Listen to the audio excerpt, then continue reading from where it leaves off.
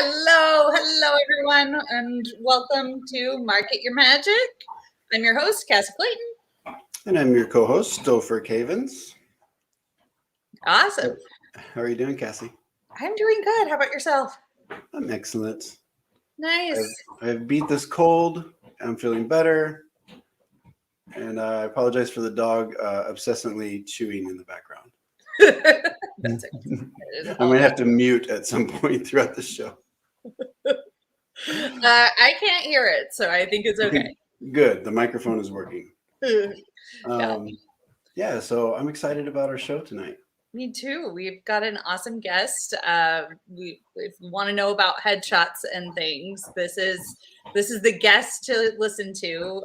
She's going to tell us all about her business, her headshot strategy, everything. But before we go into that, Stouffer, you were saying you've got some exciting news for this week, though. Yeah, I've got a plug. So I have decided to go into a little bit of teaching. So I am now teaching. I have a class that starts February 9th. Sorry, I'm screwing up my own plug. February 9th, I will be teaching a beginner's psychic mediumship development class. So it's going to be four weeks, every Wednesday, 6 p.m. Pacific Standard Time. And we'll do like 2 hours. So I'll go till 8. So that, if you want to visit my my Instagram, it's in my link tree. So that's at My Faded Life on Instagram, and then it's got a link in there to my to where you can sign up.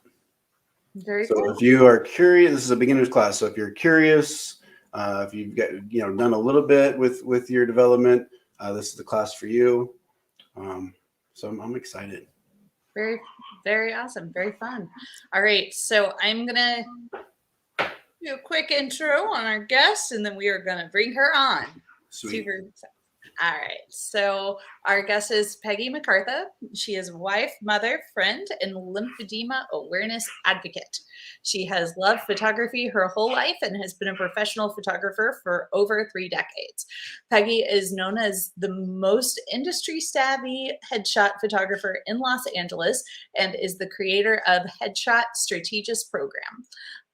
Her 33 plus years experience in photography, combined with her knowledge of both the industry and the psychology of headshots, has allowed her to help hundreds of actors get effective headshots that get them noticed for roles. With that being said, let's go ahead and introduce our guest. Yay. Hey guys, thanks for having me. Absolutely. Okay. Welcome. Nice to be here. Absolutely. So Peggy, tell us a little bit about your background and like what led you into being a photographer. Well, I grew up in a very, very small town in the Midwest. Like when I say small town, there were 21 kids in my graduating class and we were the big class. So the closest stoplight was like 80 miles away and the closest McDonald's or anything. So really out in the middle of nowhere. When I was 9 years old, at that time, brother-in-law gave me my very first camera and I fell in love. That was it. I knew right then and there that that's what I was going to do with my whole life. And I did. So yeah, I literally fell in love with it as a kid. Loved, obviously I started with film. So it's a whole, a little different than the kids that are starting out today with their digital stuff. But I've literally always had a camera in my hand and I've loved taking pictures of people. Not really done a lot with landscape or flowers or, things. I've always focused on people. That's awesome. Nice. Well, I can tell you this. You've got this situation dialed in very nicely. You look great. Yeah. I live way more than I want to admit right here. This is your lighting and everything looks spectacular. Thank you. I need help. Well, we're almost neighbors, so we can make that happen. For sure, yeah. And I heard that you're getting over a cold now. We just survived a Southern California storm, and for people that live anywhere else, they don't know how we storm out here. So I'm glad we both made it through that. Yeah, it happens just a few times a year, but it's pretty wild. And it's like news. It's literally on the news. Well, in LA, we got like 2.5 inches of rain in one day, and that's like a year's worth of rain for us. So it was pretty intense. And I know, Cassie, I know what you're thinking. It's okay. Well, Peggy, you're probably from a place that rains a lot, right? Well, I am somebody who loves the rain. So, I mean, if it rains for like a really long time, then I'm like, okay, I need it. Like, give me a day of sun. But other than that, like, I'm like, when it starts raining, I'm like, open, because I can open this door and then I got a door in the back that I can just open and let the air just blow straight through. And I love it. I love hearing the rain and the thunder, and it just like it makes my day. So, yeah. And plus, when it's raining, all my neighbors stay inside, which is great. That's the best part. So there are lots of things to be happy about when it rains. So back to the photography. Okay. So what I think is interesting, Peggy, is so you don't call yourself a photographer. You are a headshot strategist, correct? Did I get that right? You did. I'm a headshot strategist. Can you tell us what that is exactly? Because it's way more than photography, right? It is way more than photography. I've been a professional photographer for over 33 years, and I used to specialize in families and babies and, portraits, groups, events. And then all of a sudden the economy crashed, and almost at the exact same time as the economy crashed, people got a camera in their pocket and DSLRs became affordable for, the average household. And so people started looking at my career differently. It wasn't, I'm sure that we're all old enough that we remember our mom dressing us up and taking us in for family portraits once a year. And that just kind of faded away because Uncle Joe has a camera and he's going to take our picture kind of thing.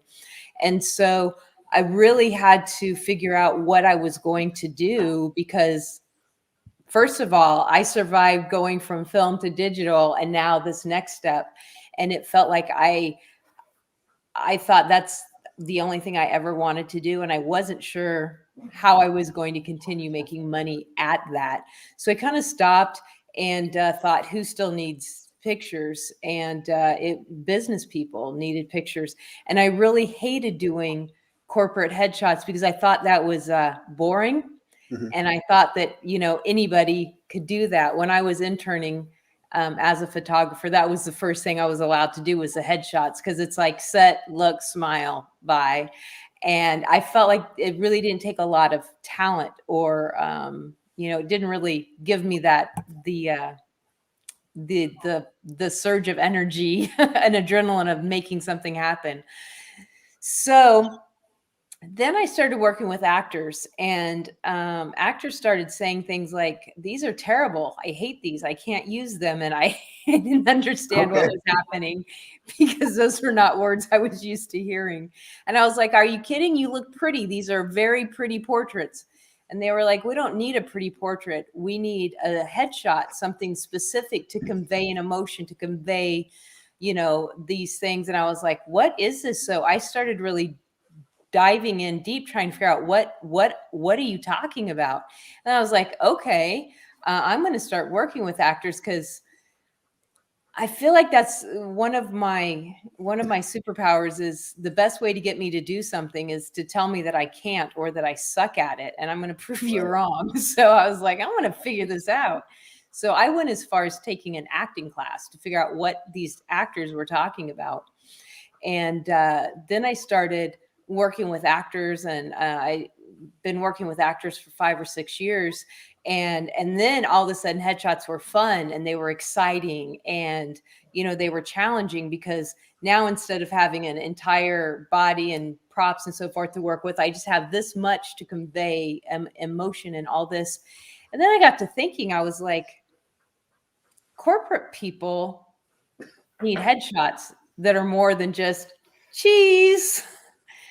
Because your headshots, your first impression almost all of the time, because people are going to find your social media, they're going to find your website, they're going to see your profile picture before they're ever going to decide if they want to talk to you. And we just throw that aside and just put a pretty picture up or an ugly picture, but we think it's okay. And we don't use it strategically. So that's kind of where I started saying, you know what, I'm going to take what I learned over here in the actor world and take it to the corporate world and take it to entrepreneurs and teach them how to get, you got to pay for this picture anyway. You might as well get some effectiveness out of it. It might as well be part of your marketing strategy. It might as well attract the people that you're trying to attract. So that is how I became the headshot strategist. Was that a really long answer? I think that you didn't expect me to take that long to come back to answer your question. No, I knew there had to be a lot involved. Okay, so I good. expected it. Just want to say hello to my husband, Christian. He's watching. Oh, hey, Christian. He says hi, guys. No, I think that's a cool story. And that's a great lesson in what's the word I'm looking for? Like evolving your business. And we talk about this a lot with a lot of our guests is because times change, the equipment changes, people's access to different things change. I'll remind everybody that's watched our show before, I work with real estate agents. So, when technology and the internet kind of came about, that completely changed their business. Same with travel agents. And, so we all have gone through it. And then you just need to know it's going to happen again. It's always going to happen. So it's important to see these changes and think, how can I adapt?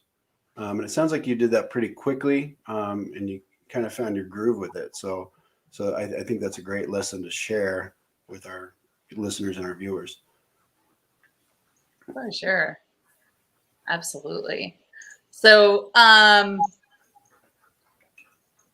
so we did talk. So Peggy, you talked about how, understanding the psychology of the headshots and everything really helped you start making headshots that were told a lot more about people than can you tell us a little bit more? I feel like maybe we kind of tapped on this a little bit, but why, if somebody's sitting here and they're going, why is the headshot so important? Well, it's your first impression, bottom line. And I'll give you an example. Years ago, I was asked, not that many years ago, because it was, I think it was about 6 years ago. I was asked by a church to do a directory. And I say it wasn't that many years ago because people don't do church directories anymore. So I was kind of like, well, I guess I can. And so I pulled up the church's website to see what they were about and so forth. And I was like, whoa, I don't know. The picture of the minister, he looked like a pedophile. He looked like a creepy dude. And I was like, I don't know if I want to be involved in this.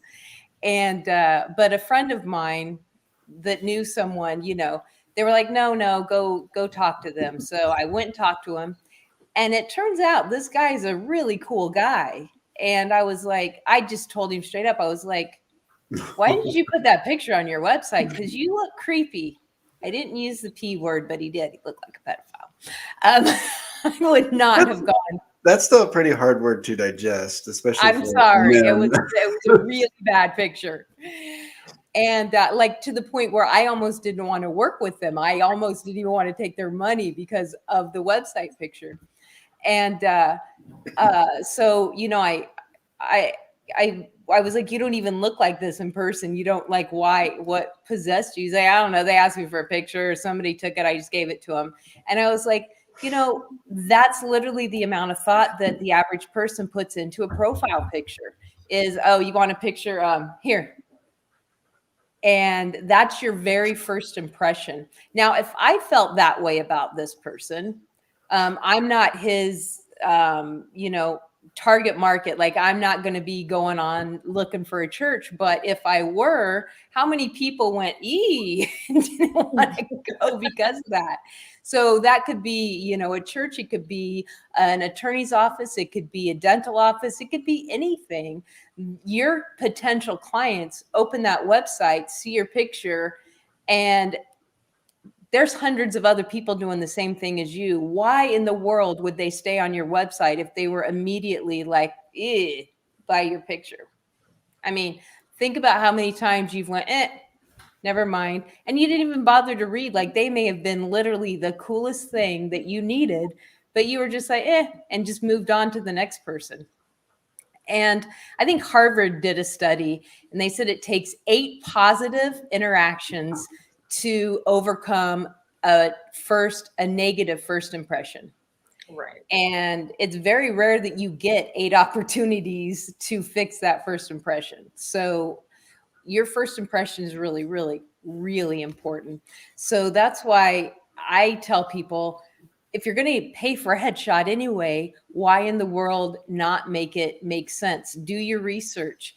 Find out who your target clients are. What do they need? What do they need to know that you're trustworthy? Do they need to know that you're approachable? Do they need to know that you're knowledgeable? What are those things they need? And how can you convey that in a headshot? And then do it. And then you'll realize that becomes part of your marketing. It's part of the first thing. They open it up, they see an amazing website, they see an amazing picture, they start reading, they realize that the stuff they're reading lines up with the feel, the vibe that they got when they saw your picture, and it all flows in together. And I mean, it seems silly, but when you think about it, you're like, yeah, I've totally seen things that I didn't even pay attention to because I just, and move on. It's not about being pretty or aesthetically handsome. It's about having that energy show through and letting your energy draw in the correct energy that you're trying to draw in. Absolutely. For sure. So you kind of ended that with kind of prompted me to my next question about being aesthetically pleasing. Let's talk about how much Photoshop is too much Photoshop. Because working with I have an answer. Working with real estate agents, especially, I would say, I'm going to be delicate here, but it seemed to be the older women, and I get it. They need to look a certain way, or they feel they need to look a certain way, and you're in the OC, so we'll just leave that. Yeah, so the amount of photoshopping that they would request, I mean, it just was silly. So it's like, how do you talk people off that ledge, and what are your kind of experiences with that? Because I think some people do need to be talked off that ledge. They do. I say you should look like you on your very best day. And if makeup can't cover it up, then you shouldn't ask me to cover it up. Now, do I go in? I mean, sometimes the lights and the angles will show off, maybe show a wrinkle, a shadow more. So do I go in and soften shadows? Do I go in and take care of blemishes? Absolutely. But aside from that, like, we've all seen that plastic look where you can't even see skin pores because it's been all Right. photoshopped out, and it looks creepy. And that goes back to psychology. That goes back to, I saw somebody, and then when I met them in person, I'm looking around, oh, you're so-and-so. You had no idea. They didn't look at all like that person in the photo. Subconsciously, you've been lied to, that your very first interaction with them was a lie. So now, even if you don't think, oh, those jerks lied to me, even if you don't consciously think that, subconsciously, your subconscious is like, okay, are they going to lie to me again? Like, you've already stepped back. Inside, you've already stepped back because Right. the very first interaction you had with them was a lie. So Right. what else about that first interaction could have been a lie? Yeah. They also told me they knew this, or they also told me they could help me with this. Is that true? So that's why you really shouldn't go crazy. And I always tell people, like, it's great if you want to hire hair and makeup before your photo shoot, but don't have them do your hair and makeup crazy glamour that you never wear. Don't come in looking like somebody completely different than what you're going to show up. And again, your headshot really shouldn't just be a pretty picture. It should tell a story about you. Yeah. And I know we live in a day and age where we have this crazy idea of what aesthetically beautiful is. And I have a program. I have an app, or not an app. It's a program where I can plug a picture in and push a button, and it will adjust your eyes. It will change the shape of your face, and it will make you aesthetically beautiful.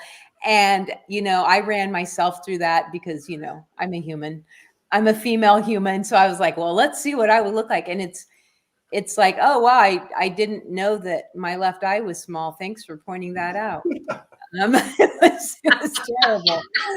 The things that fixed on me, I never knew needed fixed until it fixed it. I was like, great. But it, again, like, those are things that you use for magazine covers, not for your website, not for your business card, not for, if you get the cover of Vogue and they do a lot of Photoshop for you, then that's all right. It's dope. They're supposed, we all know they did that. We all know that model doesn't really look like that. Yeah. But when it's your business, when it's people that you're actually going to meet in person and interact with, don't make that first interaction a lie, because subconsciously it's going to set your client back a step. They're going to be now having to watch, what else are you not telling me? Yeah. And I just wanted to say to that effect, like, I've even been on networking calls sometimes where, like, the person logs in and I'm like,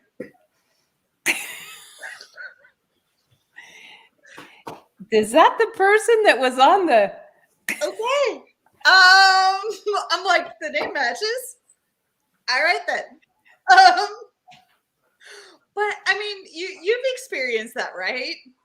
I have literally taken pictures of people, and then when I see them a week later, walk right past them and not have a freaking clue who they were. And I spent an hour staring at their face in the studio and a couple hours editing their pictures. And then without their makeup and so forth on and their hair done crazy, like, not even known who they were. So yeah, I know what you mean. It's silly. You're like, who are you? It's silly. How often do you think a person should update their photos? As soon as you look different. And, an actor gets new headshots every 6 months to a year. We all look different than we did before COVID. Looking different isn't always about the inside, because the camera's job is to capture your emotions, to capture the essence of who you are. And if you do your headshot right, then, as you grow and evolve as a human, you're going to put out a different essence about you. So even if you think, well, like, my hair's the same style, or, I don't have any more wrinkles, my weight's the same, I theoretically look the same, every year to 2 years, you will have evolved as a human enough that you will look different. Your personality changes. We all change and evolve and grow. Hopefully we grow, right? That's the goal. Right. We want to grow as humans. And it's true. The camera's going to capture that. That's why I tell my clients, when you get in front of the camera, you can't be thinking, oh my God, I hope I look good. Oh my God, I hope my hair's okay. Oh my God, because that camera is going to capture all those insecurities. So you need to get in that badass mindset. Like, I got this. I'm, whatever. If you're working with the real estate agent, I just sold that $6 million home and it feels awesome. That's it. And that camera is going to capture it. For sure. And that goes back to telling a story with, with one, single image, you can tell a story. So I do believe that. Exactly. Absolutely. Well, I mean, Stouffer, I think about that in relation to our, we both you and I work with cards. There's information we'll get intuitively from somebody, but when we pull that card and we get that visual along with it, it adds that piece into that story. Oh yeah, I'm seeing a whole nother layer when I look at people's pictures. Seeing into their soul. It's the same thing. I mean, the camera captures that energy that, everybody emits off an energy. We're all on our own frequency, our own, level. And so just like we're going to attract a specific card, our images, we should be making sure that we're putting off that right energy in our images to attract the right clientele to us. Absolutely. For sure. Okay, so once you have that perfect image, once they've worked with you, Peggy, and you've brought up the magic photo, what's next? Like how do they use it to where it is actually going to attract that customer or the avatar of who they want to target? Well, and that's another thing I always talk to my clients about is, where are you going to use it? What social media platforms are you on? Because your LinkedIn picture is not going to be the same as your podcast advertisement, right? Because on your podcast, you want to look really approachable and cool and fun and like, hey, hang out with me for an hour. And on LinkedIn, you want to look like, I am a business person. I'm, professional. I got this. And maybe on Facebook, you want to be somewhere in between where you're approachable. Feel free to, message me, but, I still know my stuff. And on your website, what's the feel of your website? What do you need? And so once you get that narrowed down and you figure out what platforms you're on, what you need these pictures to say, then put them out there and use them and use them and use them, make sure that, if you're on Clubhouse, I have like 3 different pictures that I use on Clubhouse, depending on what rooms I'm in. If I'm talking about headshot strategy, I got one with me and my camera. If I'm talking about lymphedema or, massages or something like that, I've got just me looking cool and, different things, because you want to make sure that your headshot fits your audience. Right. So is this a conversation that everyone should have with their photographer when they're in a session? Like, hey, I'm going to use this here. Hey, there's a couple messages that I want to project. Is this something that they should have in the whole package? I'm always surprised that every photographer doesn't do what I do, because it's easier. It makes my job easier when I know what you want. I don't have to guess. And then it's easier for me to give you what you want. And then you think I'm awesome because you got the results you wanted versus me guessing and giving you pretty pictures and you going, oh man, this isn't what I wanted. She's not all that, and not writing me a really cool review. So to me, it makes sense for me to, for you and I to be on the same page, because we're working together. Like, I mean, I can just bring so much magic to it. You've got to bring the rest of the magic. Like, this is, you got to come to the game too. We're both here. And if we both aren't doing our job, we're not going to get those results. So when you say that, do I think you should have it? I absolutely do. And like I said, I'm surprised when people are like, yeah, we just went in and the photographer said, stand here and do this. And he didn't really tell me anything. And then I left and this is what I got. I'm like, wow. Doesn't sound very fun. To me, that's literally the funnest thing I ever do. Like, when I'm in my studio, that's like, everything else I do is like work. But when I'm in the studio, that's party time. I feel like you should feel the same way when you're getting your pictures done. It should be the coolest part of your year. I got to get my pictures taken. Like, that's so cool. That's how you guys feel, right? Yeah. Yeah, so, sure. But one thing that I will point out is you co-create with your clients. I do. And I feel like, as somebody who works with like graphics and branding, it's like, when I work with somebody who comes in and they're just like, here, just figure it out for me, I'm like, I don't know what to do for you. But when I know when somebody comes in and they're like, well, I know what I want, or I kind of know what I want, and we kind of go through and I go through my process and get the systems together, and we're like, okay, we like this kind of image, we don't like this kind of image, we like this and this and this. Okay, now I got something to work with, and then I get to give it to them, and they're like, wow, and I'm like, I think I love most people know the answers. They just don't know the questions. Yeah. So I feel like my job is to ask the questions. 100%. And then once I ask the questions, they're like, oh, yeah, that's what I want. Because I always know what I don't want, but sometimes it takes a few steps to get me to tell you what I do want, because like, I know I don't want that. I know I don't want that. Oh, yeah, that's what I want. And so I think that's our job when we're, working with clients like that we're creating something for them. A lot of times they want to just say, here, do this and make me beautiful. It's like, well, it's a really objective statement. Mm-hmm. Like, it's like when a client comes to me and says, do something creative. Do something wonderful. Make my website look wonderful. Whoa. There's so many different directions. I think that goes back to, a successful business. This is kind of what, when we spoke to Monica Henderson a few shows ago, what she really put it in a nutshell with her branding was a good business has to have like part of your soul into it. It has to really have, your brand is who you are, aesthetically, or how you present your company. So she had a great story about how, she evolved like who she was into her brand. So I think it just kind of goes into that, and you're asking all these questions, when you're taking photos of, who are you? Where did you come from? What's the story we're telling?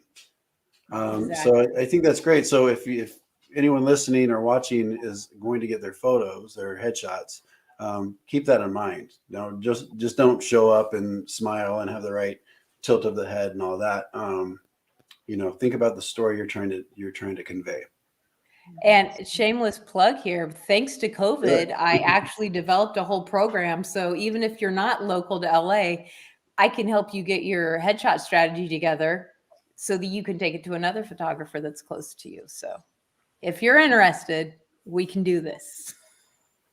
For sure. And Peggy, do you have any resources for someone that say is in Chicago or another city of where they could find, or do you have any suggestions about how they could find the right photographer?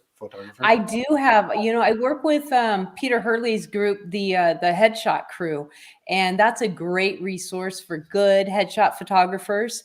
And, I do have friends in Atlanta and New York and different areas. So if you're in any of those areas, always hit me up and say, hey, do you know of a good photographer? Because I just might have a photographer that I'm friends with, or that I work with, or that, that I would trust. So yeah, absolutely. Sweet. Yeah, because I've had headshots done by good and bad photographers, and there's a big difference. And a lot of it too is, picking a photographer is real personal. Like I tell people, I do a weekly show, and I tell people, if you can't handle my podcast, you probably don't want to come in my studio, because if we don't gel, if you don't think I'm cool and you don't laugh at my corny jokes, you're probably going to be super irritated with me, and you're not going to get the results you want in the studio. So always have a phone conversation with your photographer. Never just book somebody and show up cold, because you might just not like them. And it's a thing. It happens. And trust me, it's not fun for the photographer either. They don't want to hang out with you for an hour if you're not gelling. So, always do, find out that you're a match. Find out that, because if you're not, it's miserable. I mean, I've seen people show me headshots that I thought were horrible, and they love them. Why? Because they had an amazing experience. And to them, they're great because they enjoyed the experience. Yeah. Sweet. That's very true. No, as you're like saying all that, I'm having flashbacks of all the all the way back to when I was a child, all the horrible Sit photographers. still. Look at the camera. Say cheese. So quick story. I won't bore you with too many details, but I was probably like 7 or 8 years old. My mother took me to like Sears or someplace to have my photo done, and I just wasn't having it. I wasn't a very photogenic kid. But it was this gentleman that was doing the photos, and he couldn't get me to laugh. You know, he was doing the, I don't know what he was doing, but he was trying to be corny. And then he said, all right, he was trying to get me to laugh. It wasn't happening. He said, all right, now say, I like girls. And I lost it. I actually lost it. And I hate this photo because I was cheesing so hard. But he got me. That's funny. Yeah. I used to say, and my husband hates it. I'll sometimes say it just if I know he's an ear distance. But when I'm working with kids, sometimes I'll say, I'll say, who has stinky feet? Does your mom have stinky feet? Say stinky feet or something dumb like that. And it's, it's a big winner with the kids with the corny jokes. Let me tell you, they think I'm really cool. Yeah, this guy, he went deep in his bag of tricks. He got me. It's the worst photo, and my mom has it probably on the wall. I don't know. That's funny. Does your mom remember he also said, do you like girls? Like, does she remember that smile? I'm sure she does. I need to have that conversation, but I need to talk about that story with her. That's funny. Bad. All right. So we can, we'll probably start wrapping it up, and then we'll take some requests if anybody's watching and wants a card pulled. Cassie and I will do that. But we want to give you the last word, Peggy. Is there any advice you have? Because we have a lot of like small business owners watching, or service providers. Is there any advice you have, tips, anything you want to say? Always have a plan. Don't just, even with headshots, like think about what you're going to do with it. Think about why you're doing it, and go in with a strategy. Think about who you want to attract and what that looks like, and have fun. Remember, the camera is always going to capture your emotion. So if you're insecure, it's going to catch that. So take a deep breath and put those insecurities in the back and put your confidence in the front, and just have fun. Well said. For sure. Right. Awesome. And we had put your information up so that people can find you. Yes, absolutely. Peggy is an amazing person to go and I've done a headshot strategy session with her, and it was just very, very insightful, a lot of information. Definitely go do it. And on another note, if you do want a card reading, go ahead and give us a comment and let us know you're here and open for it. So that way we know that you're here and that is what you would like. Yeah, bring it on. So Peggy, if someone like myself is in the LA area, where can I meet with you? Can they meet with you in person? Do you have a studio? What's the? I have a studio. I used to have 2 studios. I let my San Diego studio go during COVID. So now I'm bringing all my San Diego clients up here to LA. But I am in LA. I'm in the South Pasadena area in Alhambra. Got a super cool studio. In fact, I've had a studio. I got my first studio in 1994. And this is the coolest studio I've ever had. So I really love my space right now. It's a lot of fun. And it's, if you're in the LA area, everything's, 20 to 45 minutes away anyway. So you might as well drive out and see me. I'm right off the 10. All right. Yeah, I might have to do that. Actually, I come close to your neck of the woods. So maybe we'll have to do beach photos of you and your husband or something. We'll figure that out. So is no one going to have you read a card? Because I'll have you draw a card for me. Like, I was going to pull it. Yeah, no one's chiming in, so I would love everybody to be quiet. Actually, I do have to say, I am kind of jealous because so far I keep introducing you to people in your area. We haven't, Cassie and I. I'm gonna have to come out and visit everybody. And yeah, we've talked about this, Cassie. Like, you know, I I know. got a guest bedroom right here. I'm actually in it right now, and you're welcome anytime. Yeah, And we Cassie's can- going to have to come out because I spent a lot of time with Cassie on Zoom, so on this computer screen, and actually Stouffer is like almost my neighbor. So yeah, we're gonna have to fix this, Cassie. I think almost all of our guests, except one, have been in the LA area. Yeah. I think Christy was the only one. Because that's where all the cool people live. I don't know what's going on, Cassie. You need to get out here. Come on out. Clearly. All right, I'm going to do a little shuffle where I'm going to read a card for you, Peggy. All right.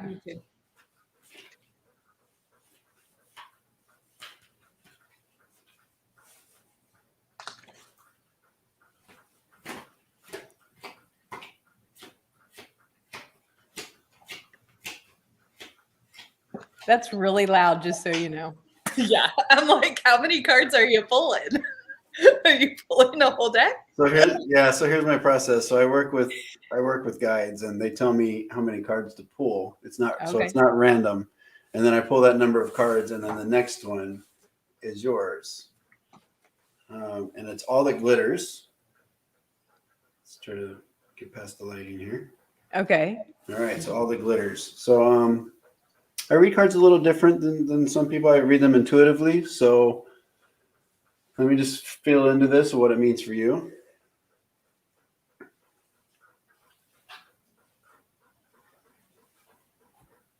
Okay, so kind of the essence of this card is about that new shiny object, right? This could be something in business. I actually feel like this might be a relationship. This might be a person. So I feel like there is someone that has come into your life recently, and I feel like a level of like being enamored with this person, right? So, you know, it's kind of like a lot of times this card comes forward to say like, be careful that you're not just like seeing the new shiny object and kind of, you know, just wanting what others have. So for me, it feels like do your research, take a step back, see the 10,000-foot view, and just take your time with it.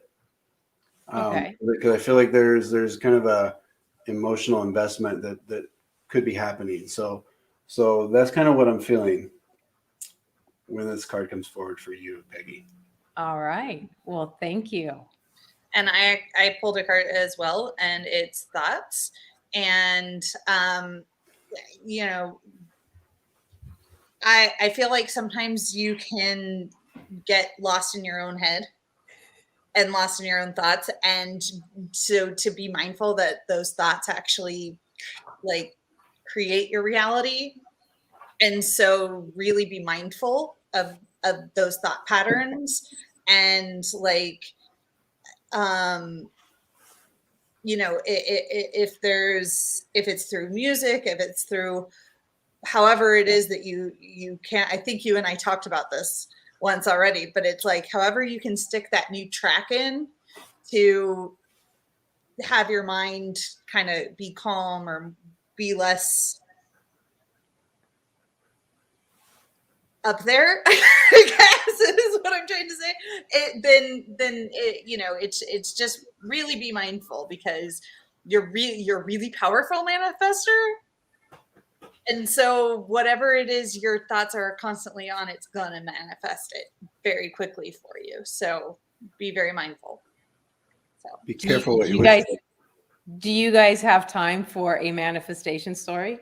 Do you guys want to Always. hear? Do you of want to course. hear? Yeah. So about 6 years ago, I was single, and I was just literally like one right after the other that was just like, oh my God. And so I was talking to my friend, and I said, I don't know why all I attract are creeps. Like, why do I always attract either married guys or players and she does this, she goes, I wonder why, Peggy. And then I heard myself, and I was like, oh, and she's like, yeah, why don't we change that? Why don't we change that to, why is it so easy for me to attract the right man and have him come into my life? And within a month, my husband, who I already knew, but had like totally did not see him in that area at all. We were dating and in love and living happily ever after. So anyway, I just thought that maybe somebody that's listening needed to hear a manifestation story. So I love that. That's awesome. totally not about marketing. No. Well, kinda. I was Well, kind of it's the- marketing myself, Kinda, right? yeah. It's the laws of attraction. It is That's definitely attraction. part of You can marketing. apply it to life. You can apply it to business. So Exactly. So think about what you want, what you do not want. Exactly. 100%. Awesome. So Well, this was fun, guys. Thanks for having me on. Yeah, thanks for coming on. absolutely. So Peggy, tell everybody where they can find you. You can find me at headshotsbypeggy.com. You can find me at Headshots by Peggy Clubhouse. I am for Peggy at Clubhouse. But yeah, I'm Peggy McCartha on Twitter. But I'm out there. I'm not super active on the Twitter or the Facebook, but I am there. But the rest of the places you can find me. Very awesome. Stouffer, how can they find you? All right, and I want to say you are welcome, Lupe Miranda. She says, thank you for the great information. So all my stuff is My Fated Life. You can visit my website for private readings or events at myfatedlife.com. I also have a great blog there. And then Instagram and Facebook are My Fated Life. Very nice. And I am Cassie Clayton, and you can find and I'm running the graphics as we're talking. So you can find me at Stargazers Unite, stargazersunite.com. I'm on every social media platform, stargazers.unite. I do actually have a second business. The Stargazers Unite is mostly for my branding business, creating brand identities that radiate your soul to the world. I do have a psychic business that is in the works, and so more information coming soon. Yay! That's exciting. Yeah. So, and for Market Your Magic, you can find us on Spotify, iHeartRadio, Apple Podcasts, Pandora, all other platforms. We're here every first and third Thursday of the month, so at 8:30. So always tune in and join us. And with that, you all have a great night. We'll see you. Good night, everyone. Bye. Bye.